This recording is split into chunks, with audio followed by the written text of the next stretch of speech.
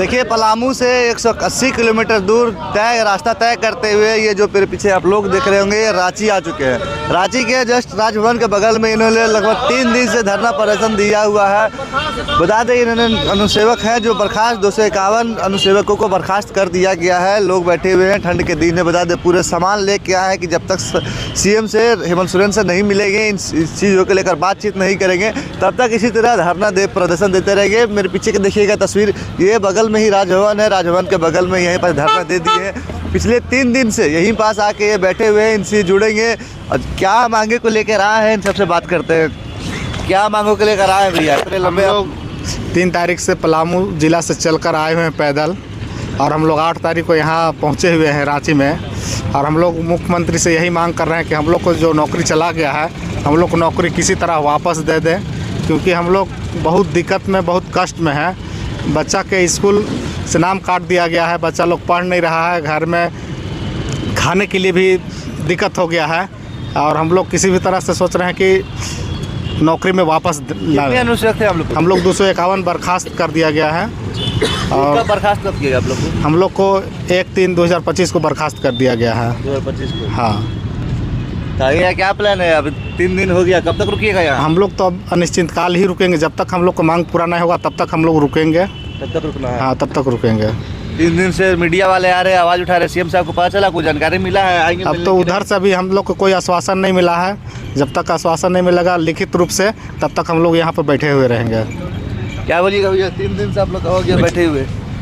हम लोग सर लगातार इस धरना के माध्यम से और पैदल मार्च के माध्यम से हम लोग सरकार को जगाने का काम कर रहे हैं। अपनी मांगों सरकार तक पहुंचाने के लिए हम लोग हर कोशिश, हर प्रयास कर रहे हैं। हम लोग 251 को बर्खास्त कर दिया है। हम लोग किसी प्रकार से कोई गलती नहीं था, दूर दूर तक हम लोग कोई गलती नहीं था। हम लोग 251 व्यक्ति 7 से 8 साल तक विभिन्न कार्यालय में हम लोग काम किए।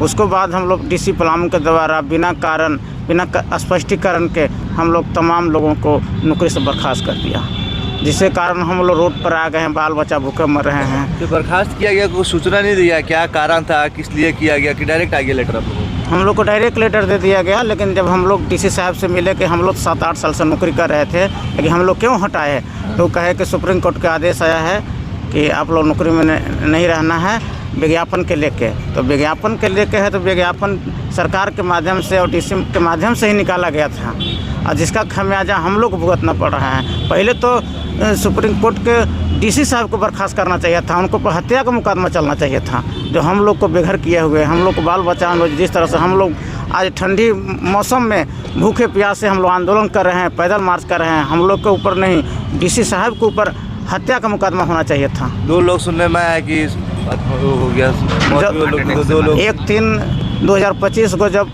251 को बर्खास्त कर दिया, तो 2 शादी ऐसा सदमा में चले गए जिसके कारण उनको मौत हो गया। एक फ़िलहाल अभी उनको भोज भात हुआ है, और 1-2 महीना पहले उनको अंतिम क्रिया किया गया था। लेकिन धीरे धीरे 2 ही नहीं, हम लोग अगर ऐसा विकट परिस्थिति में पड़े हैं, अगर हम लोग के सरकार अगर वापस नहीं करती है, तो 2 लोग नहीं, हम लोग धीरे धीरे 251 लोगों को भी हम लोग को मरना पड़ जाएगा, जिस स्थिति से हम लोग आर्थिक संकट में आ गए। ठंड में क्या यहीं सो रहे आप लोग? हाँ सर, यही हम लोग सो रहे हैं, यहीं खा भी रहे हैं। किस तरह से सूखा रूखा हम लोग भोजन का व्यवस्था कर रहे हैं, और वहीं से हम लोग भोजन चला रहे हैं। हमारा कहना है कि विज्ञापन सरकार निकालती है, विज्ञापन में सिर्फ रिक्तियाँ, सीटों की रिक्तियाँ दर्शाने के कारण हम लोग को, और एक आरक्षण रोस्टर का पालन जो विज्ञापन में नहीं दर्शाया गया था, लेकिन फिर भी आरक्षण रोस्टर को पालन करते हुए और काउंसलिंग कराया, और उसके बाद हम लोग को योगदान कराया 2018 में। और एकाएक हम लोग ऑफिस जाते हैं, और बिना सूचना, बिना स्पष्टीकरण के हम लोग को एकदम बायोमेट्रिक लगाते हैं, तो हम लोग को जो प्रभारी सर मना करते हैं कि आप लोग को बर्खास्त कर दिया गया है। बताइए कितनी बड़ी हम लोग के साथ दुर्घटना हुआ है। बहुत कठोराघात किया गया है। 251 व्यक्ति नहीं, 251 घर को उजारा गया है। हमारी क्या गलतियां हैं बताइए? सरकार विज्ञापन निकालती है, हैं? हम लोग को देखिए, हमारे जो 2 व्यक्ति थे जो अनुसेवक पद पर कार्यरत थे, और बहुत सारा अनुसेवक लोग बैंक से लोन ले रखा है, और जो व्यक्ति थे ज़्यादा उनको घुटन महसूस होने लगा, बैंक के द्वारा दबाव आने लगा और हम लोग को भी वही स्थिति था, जो स्थिति वही है उनको था। लेकिन एकाएक दोनों आगे पीछे करके हार्ट अटैक से मौत हो गया। कितना दुर्भाग्य की बात है बताइए। ये तो उपायुक्त महोदय का सारा गलती है, हमारी गलतियां हैं जो भुगत रहे आज हम हैं। ये हम लोग निम्न स्तर के हम लोग पदाधिकारी हैं, निम्न स्तर चतुर्वर्गीय का कर्मचारी, जो झाड़ू लगाने वाला, गिलास पिलाने ऑर्डर, उनका ऑर्डर का हम लोग पालन करने वाला, और हम लोग पर किसी प्रकार का दोषारोप नहीं, हम लोग एकदम कार्य करते रहे और एकाएक हम लोग को बर्खास्त कर दिया जाता है। कितनी बड़ी बताइए। क्या बोलिएगा भैया, ठंड में आप लोग बैठे हुए अधिकारी लोग एसी का हवा खा रहे हैं। सर मुझे कहना है कि जिस तरह से हम लोग को बहाली प्रक्रिया किया गया, 2010 की वैकेंसी थी, 2017 में एग्ज़ाम लिया गया, उसके बाद 2018 में हम लोग को नियुक्ति दी गई, हम लोग एग्ज़ाम में क्वालिफाई किए, एग्ज़ाम के बाद हम लोग 7-8 वर्ष नौकरी किए।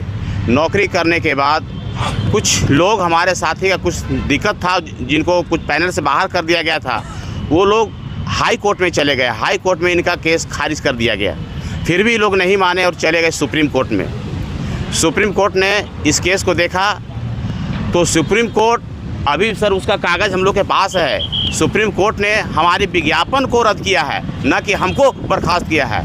फिर भी हमारे जिला उपायुक्त महोदय ने हम लोग को बिना कुछ सूचना दिए, बिना स्पष्टीकरण के, और हम लोग को बर्खास्त कर देंगे।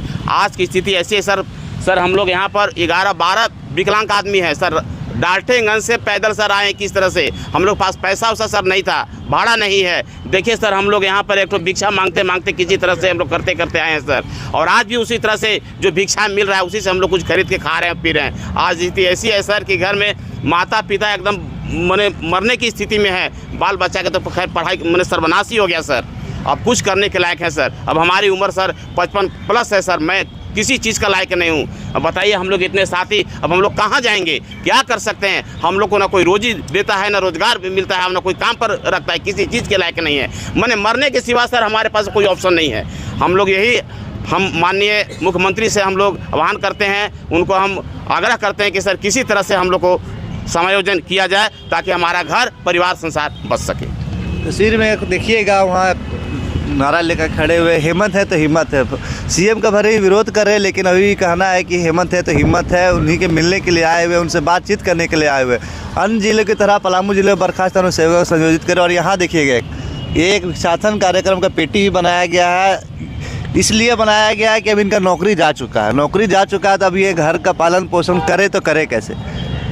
एक समय होता है जब युवा घर से निकलते हैं, घर से निकलने के बाद नौकरी की तलाश करते हैं, लेकिन अब इनको देखिएगा अभी वापस से नौकरी, कोई भी नौकरी मिलना कितना मुश्किल है। नौकरी नहीं होने के कारण घर चलाना आज की डेट में जानते हैं कितना मुश्किल हो गया। और 251, एक परिवार नहीं 251 ऐसे परिवार है जो अब बेघर हो चुके हैं, जिनका रहने खाने का सही ठिकाना नहीं है। कहाँ से अब सैलरी आएगी, कहाँ से घर चलेगा। अगर हमारी आवाज़ अब तो उस तक पहुँचती है तो ज़रूर से इसे आगे पहुँचाने की कोशिश करो। पीछे एक और तस्वीर देखिएगा, ये लोग पिछले 3 से 4 दिन से यहाँ बैठे हुए और बोल दिए जब तक सीएम साहब इनसे मुलाकात नहीं करेंगे, इनकी बात वहाँ तक नहीं पहुँचेगी, तब तक इसी तरह बैठे रहेंगे। कड़कती ठंड में इसी तरह बैठे हुए हैं, इसी पास खाना बना रहे हैं और खाना खा रहे हैं। अब देखना ये है कि कब तक अनशन चलता है, और अगर चलता है तो क्या इसका परिणाम निकलता है।